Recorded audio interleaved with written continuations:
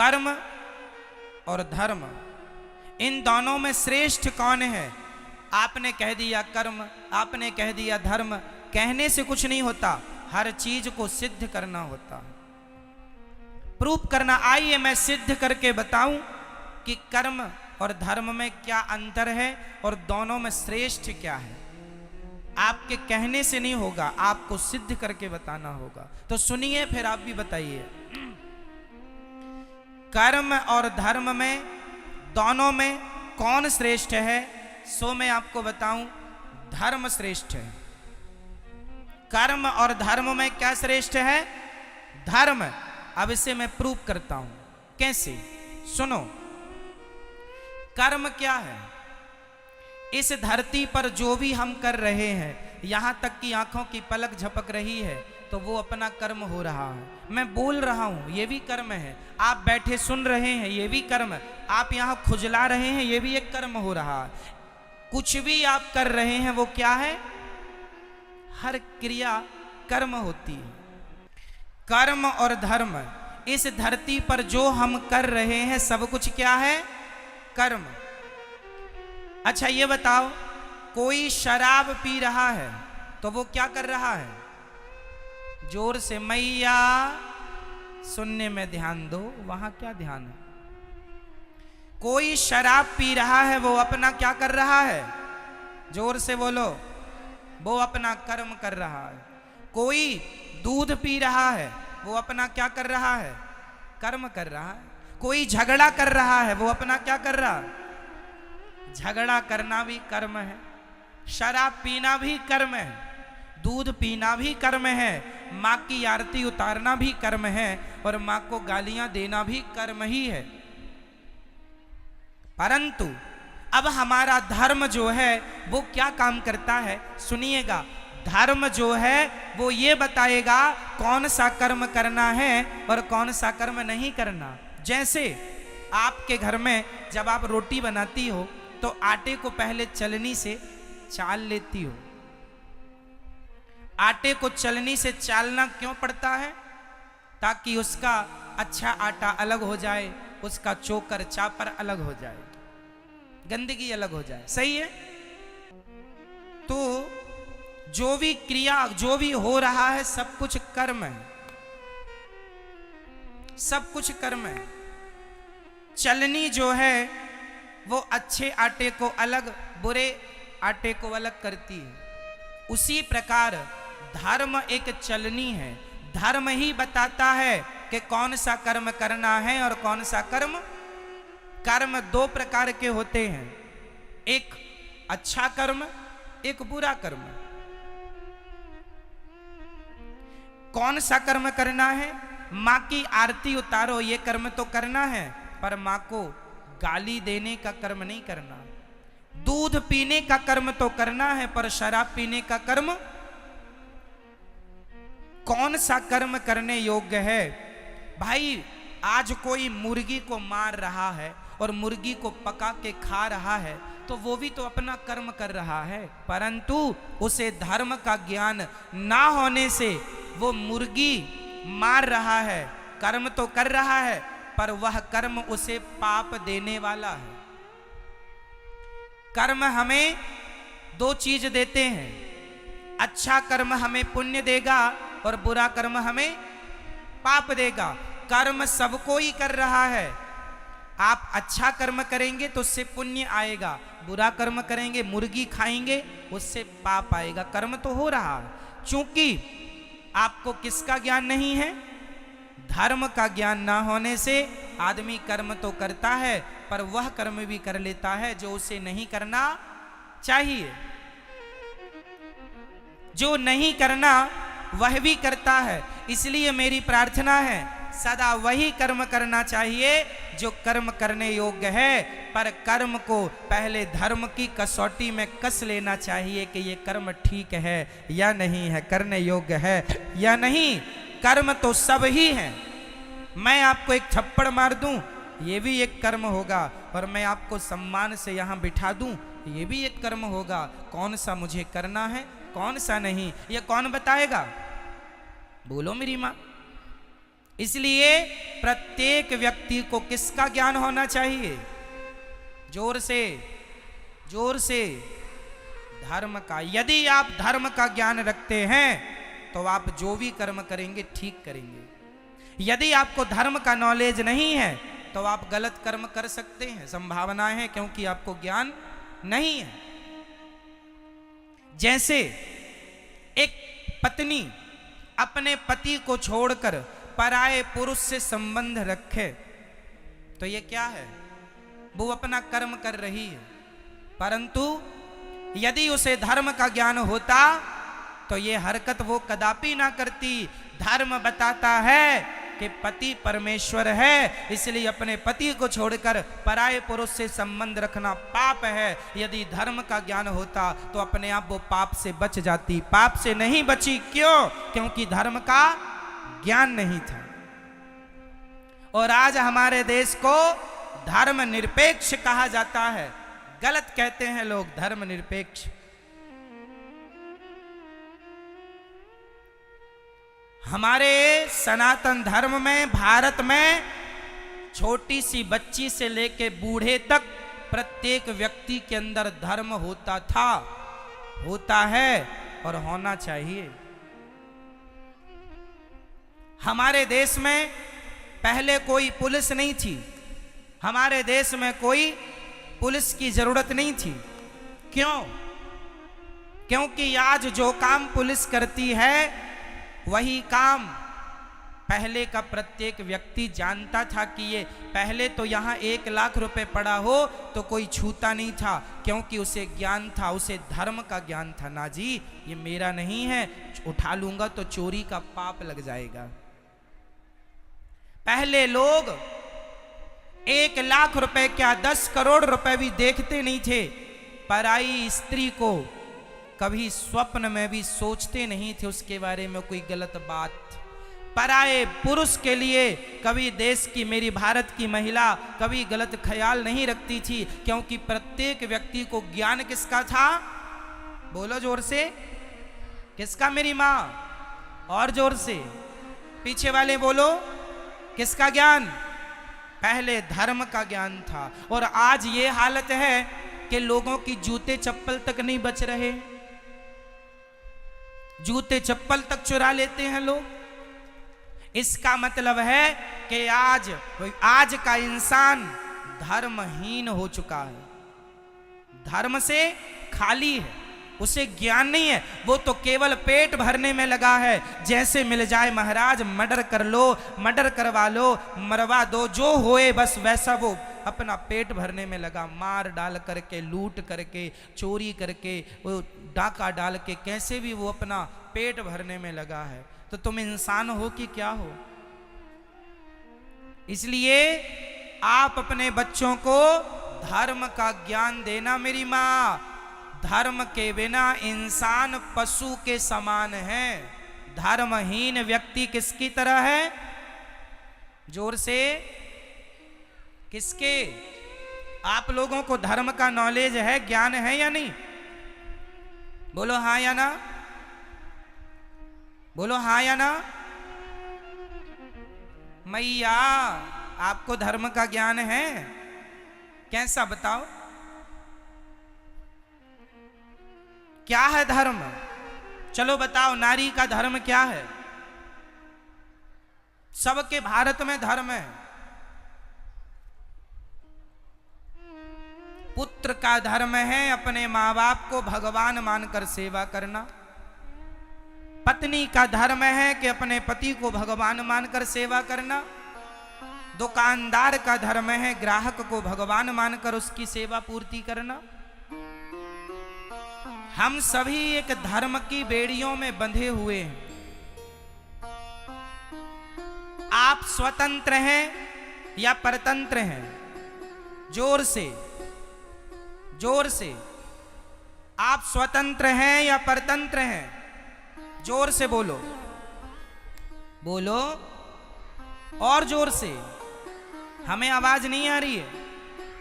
आप स्वतंत्र रहना चाहते हैं कि परतंत्र रहना चाहते हैं? आप स्वतंत्र रहना चाहते हैं या किसी के अधीन रहना चाहते हैं? बोलो। आप यदि अधीन रहना चाहते हैं तो किसके? बोलो। अब मैं बोल रहा हूं, ध्यान से, ये दास अनिरुद्ध समझाएगा। मैया कहां जा रही हो? अच्छा, तो हम चलते हैं। अच्छा, ध्यान से सुनो। आप कह रहे हैं हम स्वतंत्र हैं, गलत कह रहे हैं आप। ना तो स्त्री कभी स्वतंत्र हुई, ना तो पुरुष कभी स्वतंत्र हुआ। और यदि आपने स्वतंत्र होना चाहा तो आपका सर्वनाश हो जाएगा, पतन हो जाएगा। हम कभी स्वतंत्र नहीं हो सकते और हम होना भी नहीं चाहते। हम सदा धर्म के अधीन रहना चाहते हैं। हम किसके अधीन? बोलो। धर्म के अधीन। किसके अधीन? तो क्या आप स्वतंत्र हैं? नहीं। यदि स्वतंत्र होते और यदि आप मनमाना काम करोगे, आज एक स्त्री अपने पति को छोड़कर दूसरे पुरुष को रखती है, वो स्त्री अपने आप को स्वतंत्र मान रही है। उसकी स्वतंत्रता उससे पाप करा रही है कि नहीं? क्या समाज ऐसी नारी का सम्मान करेगा जो अपने पति को छोड़कर पर पुरुष से संबंध रखे? बताइए।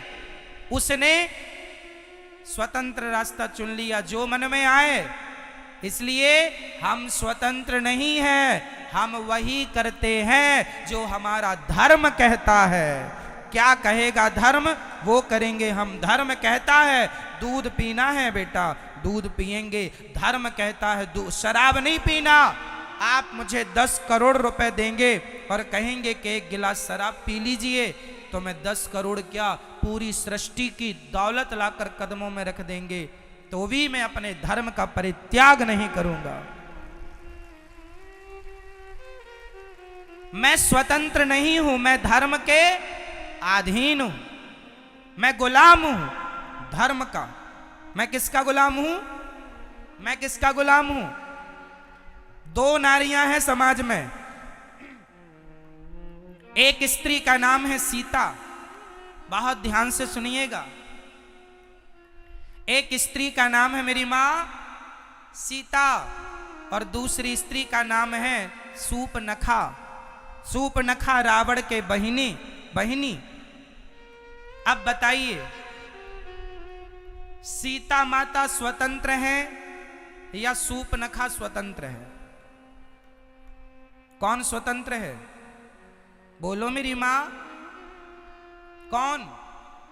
सूपनखा स्वतंत्र है। इसलिए वो किसी पुरुष से कहती है कि हमसे विवाह कर लो, तो सम पुरुष न मोह सम नारी। राम जी कहते हैं हमारा भाई वहां बैठा है, एक बार बात कर लो, बात बने तो। चली गई। इतनी निर्लज्ज है, देखो खुद अपनी शादी की चर्चा कर रही, खुद अपना विवाह तय कर रही। लक्ष्मण जी से कहती हमसे विवाह कर लो, तुम बड़े सुंदर हो। वैसे तो तुम्हारे भैया बड़े सुंदर हैं, पर वो नहीं मिल रहे हैं, तुम ही मिल जाओ। वो कहती है कि हम भी कम सुंदर हैं क्या? राम जी ने पूछा तुम्हारी शादी हो गई? कहती नहीं हुई, जबकि सूपनखा की शादी हो चुकी थी। सूपनखा के पति का नाम है विद्युत जिह्वा। सूपनखा के पति का नाम क्या है? विद्युत जिह्वा। इसे रावण ने मार डाला है, रावण ने मार दिया अपने जीजा को। और सूपनखा कहती है मैं कुंवारी हूं। तो लक्ष्मण जी ने नाक कान काट दिया। किसी ने लक्ष्मण जी से कहा क्यों जी आपने नाक ही क्यों काटी? लक्ष्मण जी बोले हाथ काटते तो इसे जाकर बताना पड़ता कि फलानी जगह गए थे तो हाथ कट गया। नाक इसलिए काटी है, इसे बताना नहीं पड़ेगा कि कहां गए थे, लोग देखते ही समझ लेंगे कि नाक कटाने ही गई थी, इसलिए नाक ही काटी। कहती है तो सम पुरुष न मोसम नारी। क्यों? क्योंकि सूपनखा का संकल्प वही है जो राम का। निश्चरहीन करऊं मही, राम जी कहते हैं मैं निशाचरों से हीन पृथ्वी कर दूंगा, मैं रावण को मारूंगा, राम जी कहते हैं।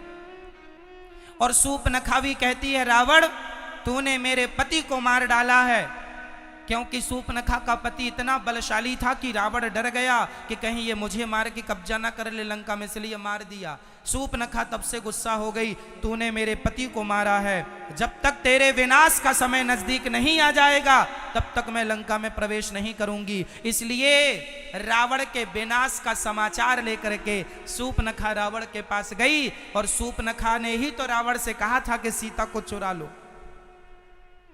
रावण के बर्बादी में सूपनखा का विशेष हाथ है, शुरुआत यहीं से हुई। तो इसलिए कहती है तो सम पुरुष न मोह सम नारी, तेरा भी विचार वही है राम, तेरा भी विचार वही है कि रावण को मारना, और मेरा विचार भी वही है रावण को मारना। तो सम पुरुष न मोह सम नारी, हम दोनों के विचार एक से मिल गए, इसलिए यह संयोग विधि रचा विचार। यह संयोग है कि तुम्हारे और हमारे विचार मैच कर गए। तो सीता माता धर्म के अधीन चलती हैं और सूपनखा स्वतंत्र है। तो आप स्वतंत्र रहना पसंद करोगी मेरी माँ, या धर्म की अधीनता स्वीकार करोगी? बोलो। धर्म। इसलिए मेरी माँ धर्महीन चाहे स्त्री हो, धर्महीन चाहे पुरुष हो, दोनों पशु के तुल्य हैं।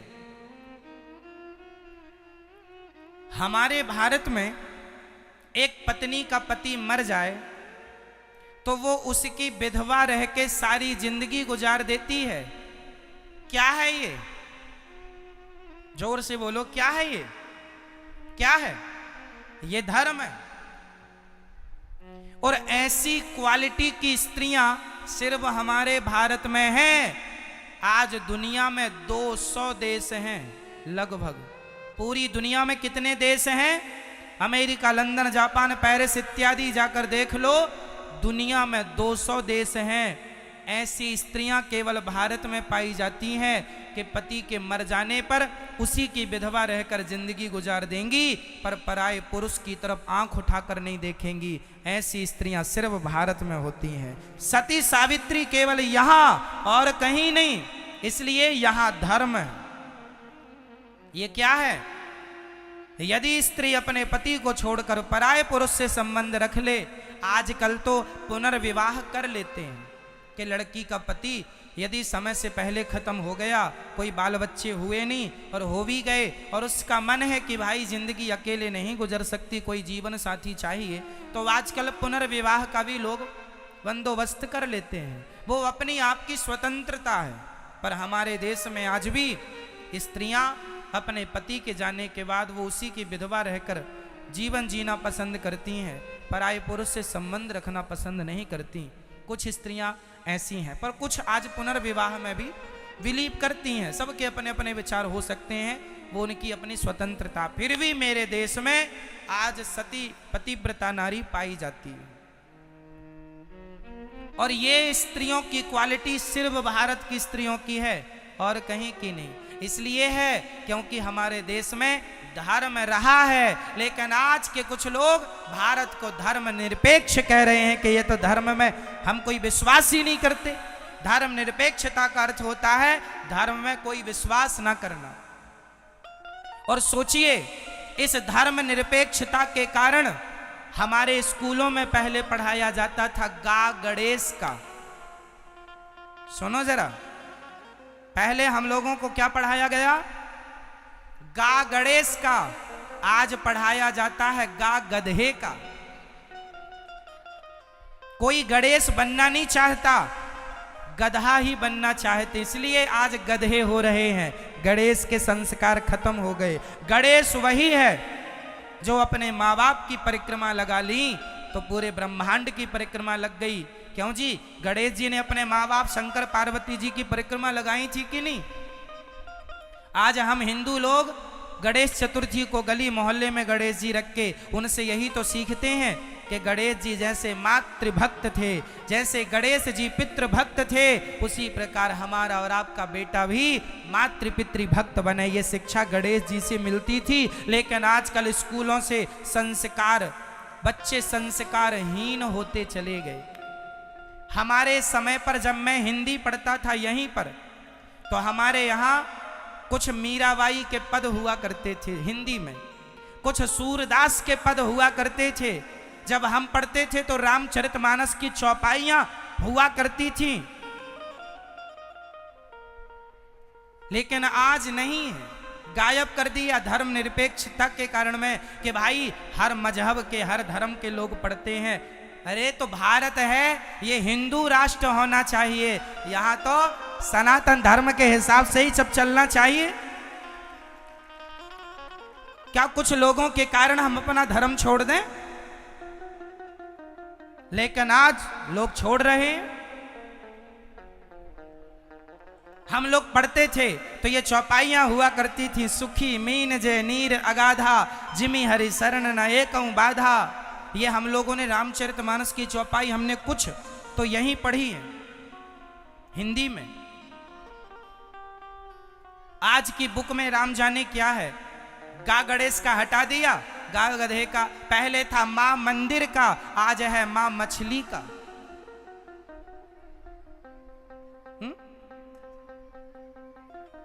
तो अब बताइए, गा गधे का अच्छा है कि गा गणेश का अच्छा है? तो गा गणेश का हटा दिया, क्योंकि गणेश जैसों बच्चों की जरूरत नहीं, अब तो गधों की जरूरत है। तो गधे ही गधे हो रहे हैं सब जगह। ऐसे गधे हैं कि अपने माँ बाप की सेवा तक नहीं करते, ऐसे गधे हैं कि अपने माँ बाप का अपमान करते हैं। अब क्या करो, ये पढ़ाई गधा है।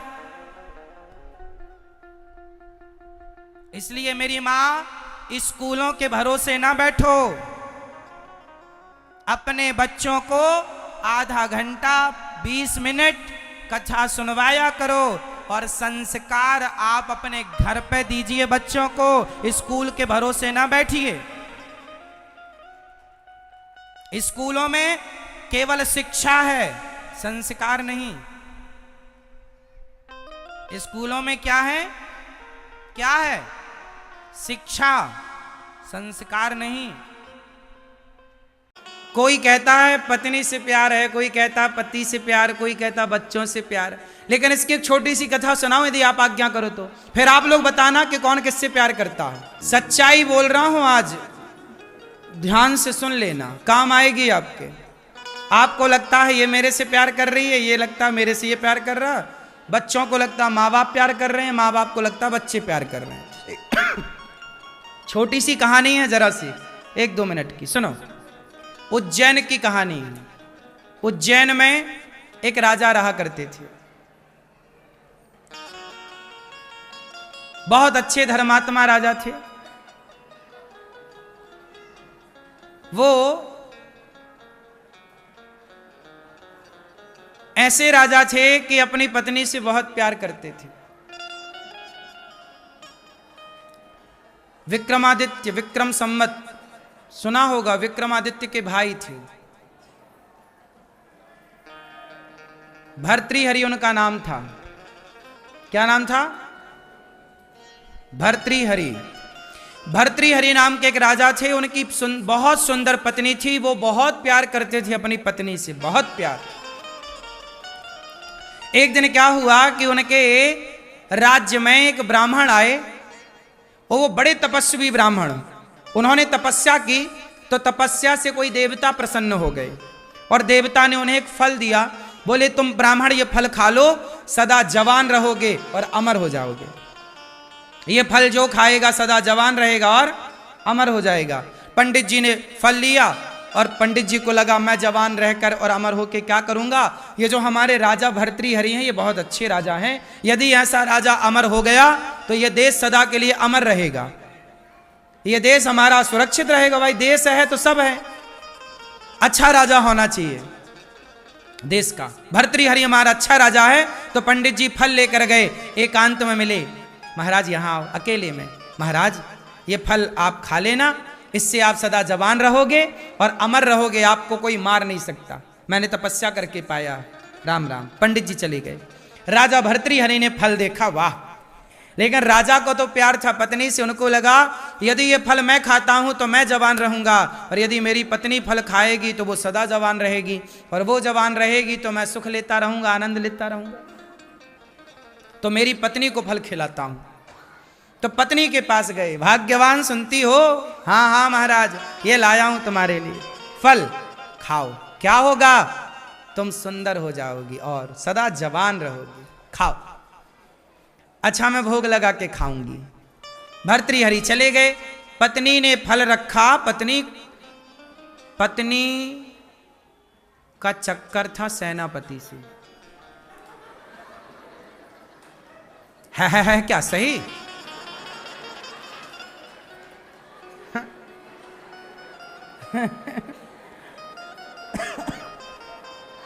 रानी का चक्कर किससे था? सेनापति को बुलाया चुपके से, आओ आओ जल्दी आओ, पीछे के रास्ते, यहां बुलाया। बोले ये फल खाओ। बोले ये फल खा लो। क्यों? बोले ये फल खाओगे तो तुम सदा जवान रहोगे, और जवान रहोगे तो मुझे सुख मिलता रहेगा। राजा प्रेम करते हैं अपनी पत्नी से, और राजा की पत्नी रानी प्रेम करती है सेनापति से। राजा चाहता है मेरी पत्नी जवान रहे, और पत्नी रानी चाहती है कि सेनापति मेरा इससे चक्कर है, ये जवान रहे, ये फल तुम खाओ। सेनापति फल लिया। बोले मैं खाऊंगा, यहां नहीं, अकेले में खाऊंगा, कोई देख ना ले। रानी गले लगाती है सेनापति को, फल देती है, और चला सेनापति। सेनापति फल रखा। अच्छा, सेनापति का चक्कर था वहां एक नाचने वाली से। ये बिल्कुल सत्य कहानी बोल रहा हूं, लिखी है ये इतिहास के पन्नों में ये दर्ज है,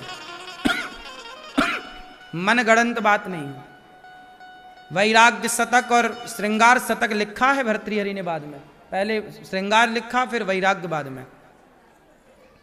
तो भर्तृहरि के अब यहां सेनापति का चक्कर किससे था?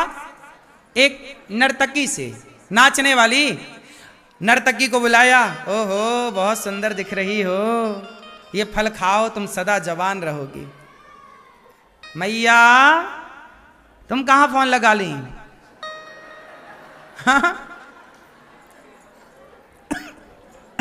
ये प्रसंग चल रहा है, बिना फोन लगाना कहीं।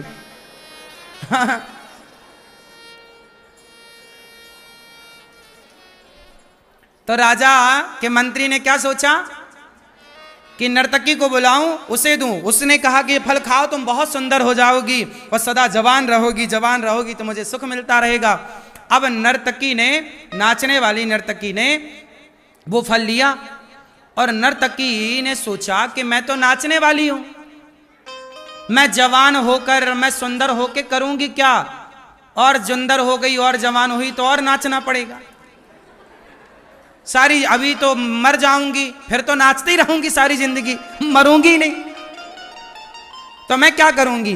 नर्तकी ने सोचा कि हमारे जो राजा हैं वो बड़े धर्मात्मा हैं, मतलब भर्तृहरि है। मैं जिस राजा के राज्य में नाचती हूं, हमारे राजा बहुत सुंदर हैं, बहुत योग्य हैं, बहुत अच्छे हैं। मैं अपने राजा को ये फल देती हूं ताकि मेरा राजा अमर हो और मेरे राज्य की सीमा, मेरा राज्य सुखी रहे, जनता जनार्दन सुखी रहे। वो नर्तकी गई, महाराज की जय हो। हाँ नर्तकी बताओ, महाराज मैं आपसे मिलना चाहती हूँ। हाँ हाँ मिलो, आओ। फल निकाला। महाराज ये फल, अब तो राजा ये फल, बोले महाराज ये फल जो खाएगा सदा जवान रहेगा, सदा अमर हो जाएगा सदा के लिए।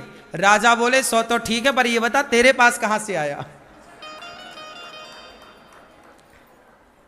अब देखो नर्तकी ने कहा महाराज मैं सेनापति से बड़ा प्यार करती हूं, मेरे सेनापति ने मुझे दिया। सेनापति को बुलाया, सेनापति ये फल तेरे पास कहां से आया? महाराज अपराध क्षमा करो, ओ रानी जी हमसे बहुत प्यार करती हैं। अब फल कहां से आया राजा को पता चल गया कि रानी को तो हमने ही दिया था। उस राजा को वैराग्य हो गया, तुरंत उसने घर का परित्याग कर दिया कि मैंने जिस स्त्री से प्रेम किया उस स्त्री को तो किसी और से प्रेम था, उस स्त्री ने जिससे प्रेम किया उसे तो किसी और से प्रेम था, उसने जिससे प्रेम किया उसे तो किसी और से प्रेम था। ऐसे ही है संसार का चक्र। आपको लगता है कि आप पति से बहुत प्रेम करती हो, आपका पति आपसे बहुत प्रेम करता है, नहीं। सच्चाई ये है, हमें लगता है कि हम आपसे प्रेम करते हैं पर आप किसी और से प्रेम करते हैं, वो किसी और से प्रेम करता है। सारी जिंदगी हम इस गलतफहमी में जीते हैं कि ये व्यक्ति हमसे प्रेम करता है। हर व्यक्ति अपने स्वार्थ को रखकर प्रेम करता है। आपसे स्वार्थ है तो प्रेम है, आपसे स्वार्थ नहीं है, प्रेम नहीं है। यही जीवन की सच्चाई है। कोई किसी से प्रेम नहीं कर रहा है, लग रहा है कि ये बहुत प्रेम कर रहा है, इसलिए कहता हूं प्रेम करना ही है तो जगत से नहीं जगन्नाथ से प्रेम कर लो, भगवान से प्रेम करो। स्त्री के साथ रहो, पुरुष के साथ रहो। मैया ये बात आज भी तो समाज में देखी जा रही है ना। कई पत्नियां अपने पति से छिपकर यारी कर रही हैं कि नहीं दूसरे से, और कई पुरुष अपनी पत्नियों से छिप कर दूसरे को कर रहे हैं कि नहीं। पत्नी को लग रहा है कि मेरा है पर वो तो किसी और के चक्कर में है। सब जगह अब यही खेल चल रहा साहब। इसलिए इस गलतफहमी में बिल्कुल ना रहो कि आप जिससे प्यार करते हैं वो आपका है या आपकी है। कोई किसी को नहीं जान रहा है, कोई किसी के मन की जान ही नहीं सकता। इसलिए हमें किसी के मन की जानना भी नहीं है, और हम आपसे ये भी नहीं कहते कि आप हमसे ही प्यार करो, नहीं। हमें ये आपसे अब कोई उम्मीद नहीं है कि आप हमसे प्यार करें। अब हमने अपना मन आपसे हटाकर भगवान के चरणों में लगा रखा है। संसार धोखा दे सकता है, भगवान कभी धोखा नहीं दे सकते। प्यार ही करना है तो संसार से क्यों करें, करके भी क्या पाएंगे, भगवान से करें। सही है। ये पूरी कथा का निष्कर्ष ये निकला कि हम प्रेम भगवान से करें,